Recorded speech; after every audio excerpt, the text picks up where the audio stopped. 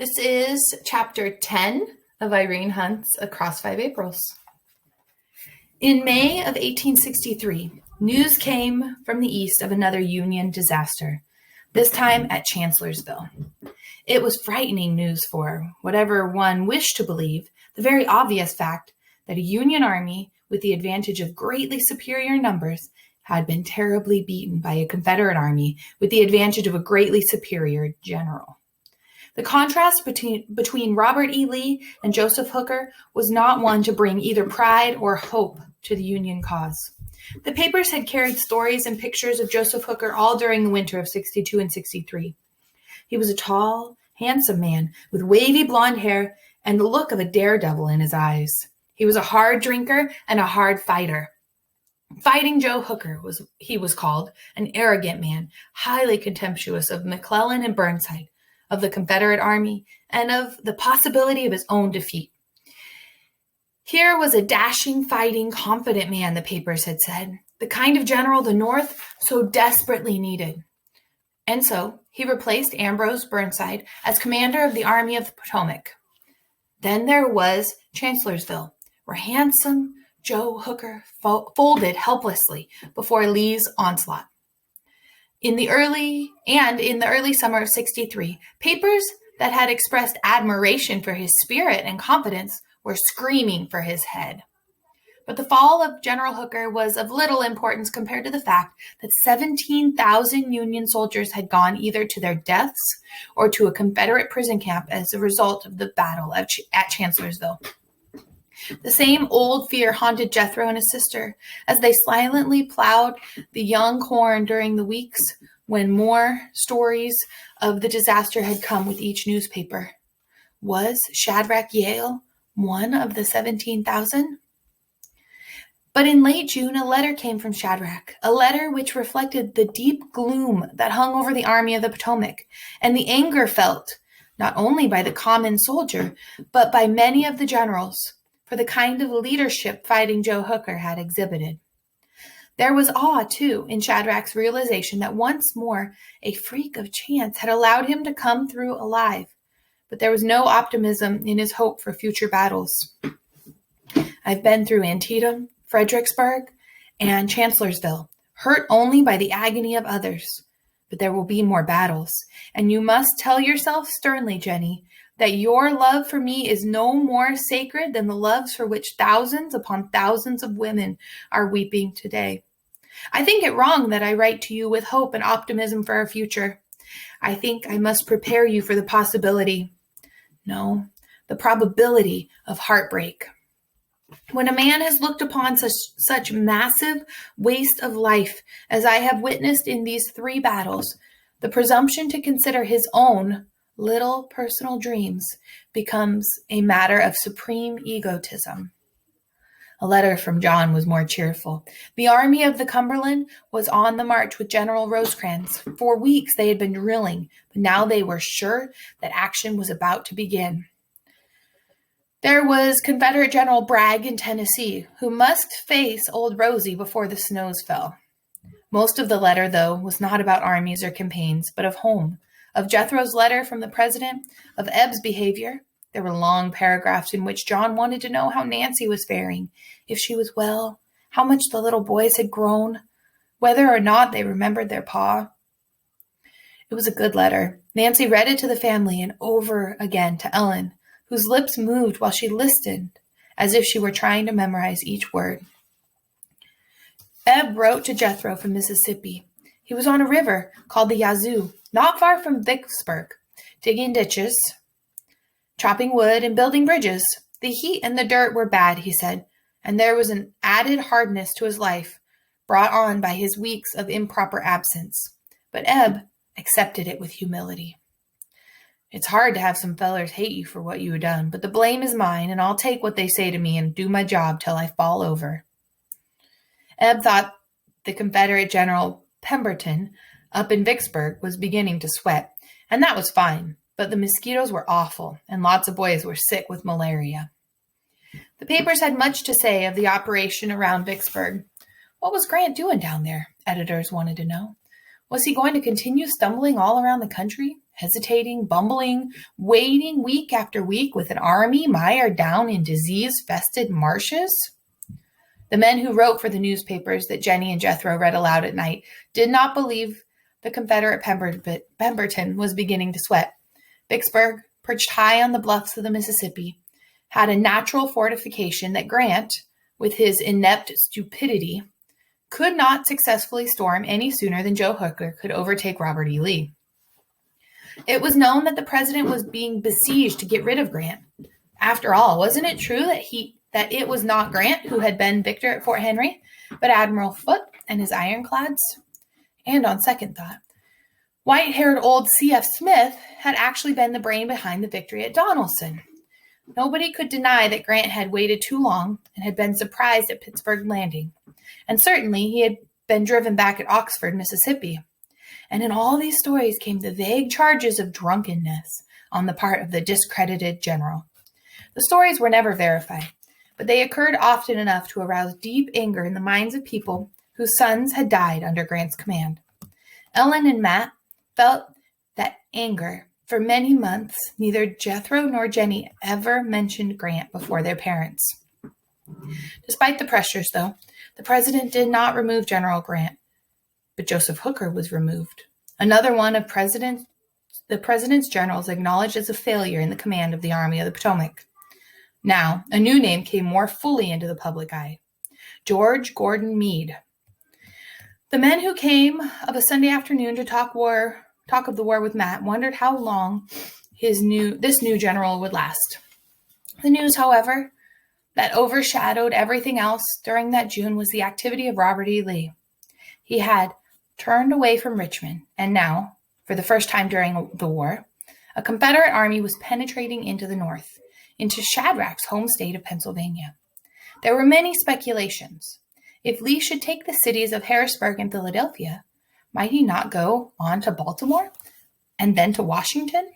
Did Lee plan to let Richmond fall and in its stead to seize Washington? Wouldn't the exchange of capitals be worth his while?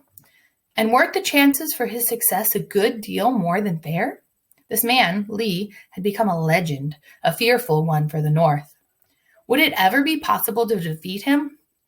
The results of some battles had been a draw. But were they ever a real defeat? The new General Meade had never had the experience of planning a campaign or of handling a huge army drawn up into battle. Robert E. Lee had little to fear as he maneuvered his army into Pennsylvania. Out of the gloom of these predictions came the news during early June of Gettysburg, a spot of ground in Pennsylvania that Jethro had never heard of before. The news of the battle was confused at first, incoherent, sometimes contradictory. But one thing was certain. Here was a clash that roared with a violence and terror such as the country had never known. It was a battle of unbelievable bravery and unbelievable ruthlessness. It was a clash of agonizing errors checkered with moves of brilliant strategy that lasted through 3 hot July days, after which the news of victory came. A Union victory, and a great one, but still not a complete one. With broken young bodies piled high at Gettysburg and thousands of homes rocked in agony over their loss, the beaten army was allowed to withdraw and prepare for still more bloodshed, while the victorious army licked its wounds and made no effort to pursue its opportunities. All over the North, people were beginning to say, "What is it? What does it mean? Is there bad blood somewhere? Is there a conspiracy among Northern generals that prevents their following up an opportunity for crushing Lee's army?" Then, in the midst of the pandemonium over Gettysburg, another Union victory was announced. Vicksburg had fallen. General Pemberton, completely surrounded by Grant's army, had been cut off from all supplies and had been starved into surrender. Grant was a hero once again in the papers that had printed no good word of him in months. Ulysses S. Grant was the man of the hour, and some people with short memories said, "I told you so. Old unconditional surrender Grant is the man who will win the war." Abe Lincoln was right. They'd better send a barrel of the liquor Grant drinks to some of his other generals. God bless old U.S. Grant. Of the fall of Vicksburg, the president said, "The father of waters again goes unvexed to the sea." Jethro smiled as he read that. What he would give to talk to Shad about those words of Mr. Lincoln's, to remember with him that night when they had looked at the long waving line on the roughly drawn map and had wondered how long the fighting would go on. Shadrach, however, was very far away, and was part of the price which the Battle of Gettysburg had cost. A letter came addressed to Matt from a spinster aunt of Shadrach's who lives in Washington, a woman of whom Shad had often spoken. The letter ran, in part,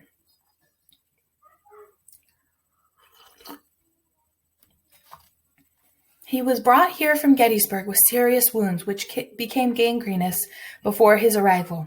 I was fortunate in finding him, since I am a volunteer nurse at the hospital where he lies.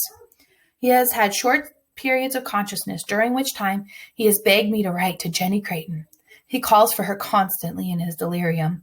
I wish to tell you, sir, that I will gladly pay the girl's expenses to Washington and give her shelter in my home, if you will allow her to make the trip. I must tell you that my nephew's condition is very critical." Ross Milton had driven up to the farm the day the letter came. The editor was often a visitor, spending hours talking to Matt, staying overnight now and then, and testing Jethro's progress in the book on English usage. Sometimes Jenny would join in taking the tests, and Ross Milton would tease her a little. "The wife of a schoolmaster must learn to speak correctly, mustn't she, Jenny?" The family was always glad to see him. He enlivened for a short time the passing of one monotonous day after another. Later, on the day the news came from Shadrach's aunt, Jethro sat with his father and the editor in the yard, just outside the cabin door. The hot summer night was velvet black across the fields and in the dooryard too, except for a ray of lamplight that came from the room where Ellen and Nancy sat beside Jenny and tried to comfort her. The three who sat in the dooryard did not speak. There was no sound in the night except for the deep, tired sobs within the cabin. Finally, Ross Milton leaned forward in his chair. "Matt," he said in a low voice, "if you let her go to him, I'll take her to Washington and see that she is safe." For a while, Jethro thought that his father was never going to reply. The old man sat turning his cane between his hands and staring down in the darkness at his feet. Finally, he said, "Ain't it 10-1 that it's too late? As I see it, you'd better gamble, Matt. It'll be better for the girl to have tried to get to him, even if it is too late. And if it's not too late, I'm a hard-bitten bachelor, Matt, but I don't underestimate the possibilities of young love in a situation like this. I can pay my own girl's expense. I'll not have her be beholden to a stranger. What about you, Milton? You ain't in health for the likes of that journey, are you?" "I can clench my teeth against the pain in a railroad car as well as at home. I'll go with her if you say the word." "I wouldn't let him marry," Matt said slowly. "I thought she was too young, and so she is. Still, a man don't always know what's best. I only know I can't stand to see her suffer this way if there be one chance for her to still see him alive." He reached out to Jethro then for aid in helping him to rise. "I'll have to talk with Ellen," he said. "Let's go inside." It was all arranged that night, and the next morning when Jethro awoke and went downstairs at dawn, he found Jenny already dressed in her best clothes, her face wan and pale, but her weeping stopped by excitement and a thin hope. She put her arms around her brother, and Jethro returned her embrace. They didn't say anything. There was too much danger of a breakdown if they talked. An hour later, Jenny and Ross Milton were gone in the buggy he had driven up from Newton. They would go to Olney, take the train to St. Louis, and from there go on to Washington. Jethro did not go to the fields that day. Instead, he roamed about and finally, as if drawn to it, went up to the room adjoining the schoolhouse. The room Matt Creighton had allowed to be built because a man has the right to his own fireside after a hard day's work. The room had been used the winter before by a teacher who had been hired for 3 winter months, a term during which Jethro had gone to school for only a few days. The elderly teacher was a man without learning, without the wisdom that some unlearned men acquire with their years, without even the saving grace of kindness. Remembering the wonder and pleasure of learning when Shadrach taught, Jethro walked away from the classroom with fierce resentment. I get more out of staying home and reading the newspapers the way Shad told me to do, and working out the exercises in Mr. Milton's book, he told his father. There'd been a time when Matt Creighton brooked no criticism of a teacher from his children. They went to school when it was in session, and the teacher's word was law, and their father wanted to hear no complaints concerning either discipline or the quality of instruction. But Matt had changed in his later years. He talked to the teacher for a while one afternoon. That night, he gave Jethro permission to remain at home. That man is not only without book learning, as am I, but he has a mean and pinched-in mind, Matt told Ellen. The boy is right. He'll learn more by tenfold on his own. As Jethro looked about the room that morning of Jenny's departure, he felt a dull anger at the sight of the cluttered filth the old teacher had left. The room had once been a place of beauty for Jethro, a room of color and firelight, of books and singing and a sense of deep friendship, which he was sure he would never have again if Shadrach died in the Washington hospital. He touched the rough-hewn bookshelves, the mantel above the fireplace, the wall where the guitar had hung. Maybe I'll ask Nancy for soap and water. Maybe she'll help me clean the place, he whispered to himself. If Shad ever comes back, I'd like for this room to be clean and nice for him. Then he shook his head at his own dreaming. He had heard Ross Milton warning Jenny the night before. We must remember, girl, that there's only one chance in 100 that this trip will have a happy ending. But we're going to concentrate on that one chance. Jethro sat down on a bench in the hot, dusty room. There was no comfort in being there, but he could think of no other place where he wished to be. They lived through many dreary days of waiting. Every day, someone, Nancy and Jethro, Ed Turner, even Matt when the others were too busy, would drive into town to see if there was a letter. For many days there wasn't, and the only slim comfort they could find was to remember that there was one chance, maybe one in maybe 100. Then finally there came a letter from Ross Milton.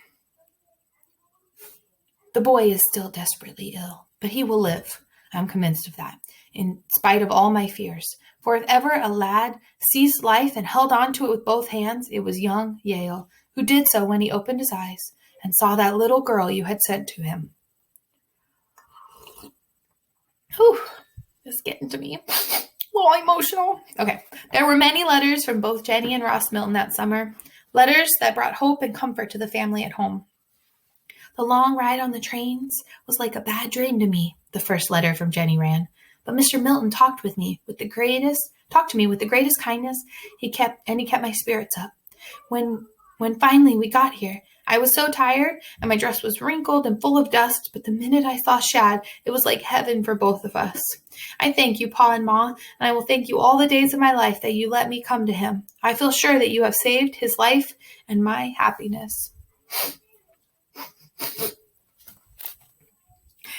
Later, there came a request from the young couple, a request written and subscribed to by a hard-bitten bachelor, Ross Milton. Matt dictated his answer to Jethro, then signed with his own trembling signature. My wife and I give consent that our daughter Jenny Elizabeth Creighton, age 16, may marry Shadrach Yale, a Union soldier, under the witness of a trusted friend, Editor Ross Milton. Signed, Matthew Benjamin Creighton. The envelope carrying Jenny's next letter bore a self-conscious return address in the upper left-hand corner and a return to Mrs. Shadrach Yale of Washington, D.C. The first paragraph of the letter within that envelope was addressed to Jethro. And please take down the Bible, Jeth, and in your best hand write this beside my name. Married to Shadrach Yale, August 14th, 1863. Then she went on to describe her wedding day. I wore the white dress you give me in the kindness of your heart, Nancy, and it was washed and ironed, fresh and pretty. Mr. Milton went out and bought the ring for Shad. It is solid gold and has little lines in it that make it look like gold lace. I think I will never take it off. I stood by Shad's bed, and there was sick boys all around, but they all smiled at me. So did Aunt Victoria, who doesn't smile very often, poor woman, because she works so hard and sees so much of suffering. Mr. Milton had to leave right away to take the train back home, but he kissed my hand before he left and called me Mrs. Yale, and that sounded so nice to me. The only thing that could have been better was if all of you that I love so much had been there. She told of her life as a young bride in Washington. In another letter, I go to the hospital every day and do all I can to ease the pain that is all around me. At first, Aunt Victoria said it wasn't right for a young girl to be here, but I made her see that I couldn't sit at home when others was needing help so much. I do what the nurses tell me, and they say I mind them and don't make trouble like some ladies do here. Some of the things I see would have made me faint a year ago, but now I face them the way the nurses and doctors do. I do all I can to help others because I thank God so much that Shad is going to get well. Aunt Victoria has a nice big house with a real stove in the kitchen. She lets me make big kettles of soup there, and a man she knows comes and takes it to the hospital in a little wagon.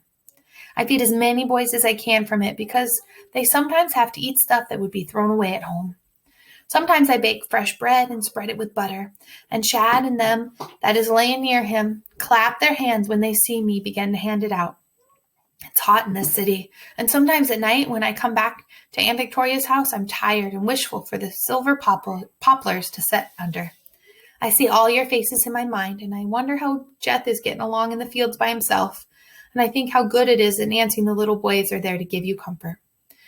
There's so much pain and sorrow here, and the city is bad too. There's filth in the streets and flies swarming and even rats running sometimes right in front of me when I walk home. But this is where my husband is, and I wouldn't want to be anywhere in this world except close by his side. But sometimes I wonder if we are the only two happy people in this town. Jethro took the letters after the others had finished reading them and kept them in his room, where he could read and reread them to himself. He felt a great sense of peace within him as he read. Shad was going to live. Over and over he repeated those words, and in the morning when he woke, with a feeling of happiness and wonder at the cause of it, he would remember Shad was going to live. He felt as if somehow he had been granted a gift in escaping sorrow that would have scarred his life. The letter he finally wrote to Jenny with Ross Milton's book close at hand as an aid to spelling was a simple one. He had no fine phrases to help him convey his feelings, but Jenny found it a good letter, and she kept it all the years of her life. Dear Jenny, we are all feeling much pleasure here to know that Shad is better and is going to get well. We are glad that you and Shad are married. It is hard to get used to thinking that you are Mrs. Yale and not just Jenny. If only the war would soon be over and you and Shad could come back here, it would be a wonderful, happy thing for all of us. The crops are good, but we could use some rain. Your pa and ma are well as usual, and your sister Nancy is too. The little boys are in good health, except that Johnny run a nail in his foot last week, but he's all right now. It is lonesome to work in the fields without you, to talk to, and to make me laugh sometimes. But it is better for you to be with Shad. I wrote what you told me in the Bible, and it looks fine. Do you ever see Mr. Lincoln? I would like to see him very much and thank him for the letter he wrote to me. What does Shad think about it? The General Grant is the top man in the army now. You ask him for me. Yours very truly, your brother, Jethro H. Creighton.